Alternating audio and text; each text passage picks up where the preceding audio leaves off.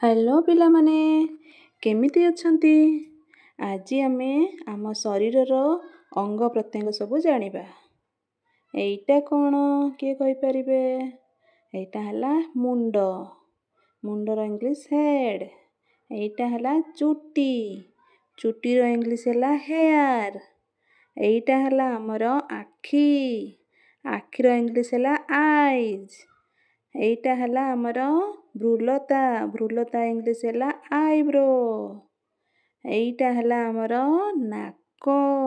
ନାକର English ହେଲା nose.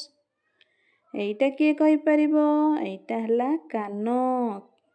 ଆଉ ଏଇଟା ହେଲା ପାଟି। ପାଟିର ଇଂଲିଶ ହେଲା ମାଉଥ୍। ଆଉ ଏଇଟା ହେଲା ଆମର ଜିଭ। ଜିଭର ଇଂଲିଶ ହେଲା ଟଙ୍ଗ। ଆଉ ଏଇଟା ହେଲା ଆମର ଦାନ୍ତ। ଦାନ୍ତର ଇଂଲିଶ ହେଲା ଟିଥ୍। ଆଉ ଏଇଟା ହେଲା ଆମର ଓଠ। ଓଠର ଇଂଲିଶ ହେଲା ଲିପ୍ସ। ଆଉ ଏଇଟା ହେଲା ଆମର ଗାଲ। ଗାଲର ଇଂଲିଶ ହେଲା ଚିକ୍। ଏଇଟା ହେଲା ଆମର ଚିବୁକ। ଚିବୁକର ଇଂଲିଶ ହେଲା ଚିନ୍। ଏଇଟା ହେଲା ଆମର ବେକ। ବେକର ଇଂଲିଶ ହେଲା ନେକ୍। ଏଇଟା ହେଲା ଆମର କାନ୍ଧ। କାନ୍ଧର ଇଂଲିଶ ହେଲା ସୋଲ୍ଡର। ଆଉ ଏଇଟା କିଏ କହିପାରିବ? ଏଇଟା ହେଲା ଆମର ଛାତି। ଛାତିର ଇଂଲିଶ ହେଲା ଚେଷ୍ଟ। ଆଉ ଏଇଟା ହେଲା ପେଟ। ପେଟର ଇଂଲିଶ ହେଲା ଷ୍ଟୋମାକ୍। ଆଉ ଏଇଟା କିଏ କହିପାରିବ? ଏଇଟା ହେଲା ଆମର ବାହୁ। ବାହୁର ଇଂଲିଶ ହେଲା ଆର୍ମ।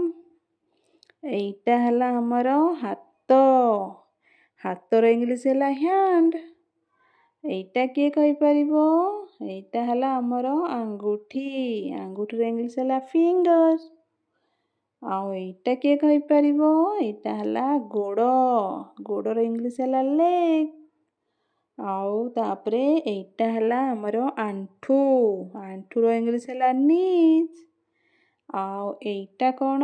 ଏଇଟା ହେଲା ପାଦ। ପାଦର ଇଂଲିଶ ହେଲା ଫୁଟ୍।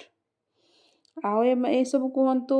ଏଇଟା ହେଲା ହେୟାର, ଏଇଟା ହେଲା ହେଡ୍, ଏଇଟା ହେଲା ଆଇ, ଏଇଟା ହେଲା ଆଇବ୍ରୋ, ଭ୍ରୁଲତା, ଏଇଟା ଆମର ନାକ ନୋଜ୍, ଏଇଟା କାନ ଇୟର, ଏଇଟା ଆମର ମାଉଥ୍ ମାନେ ପାଟି, ଏଇଟା ହେଲା ଦାନ୍ତ, ଏଇଟା ହେଲା ଗାଲ, ଏଇଟା ହେଲା ଆମର ଓଠ, ଏଇଟା ହେଲା ଟଙ୍ଗ, ହେଲା ଜିଭ, ଏଇଟା ହେଲା ଆମର ଚିବୁକ, ହେଲା ଚିନ୍।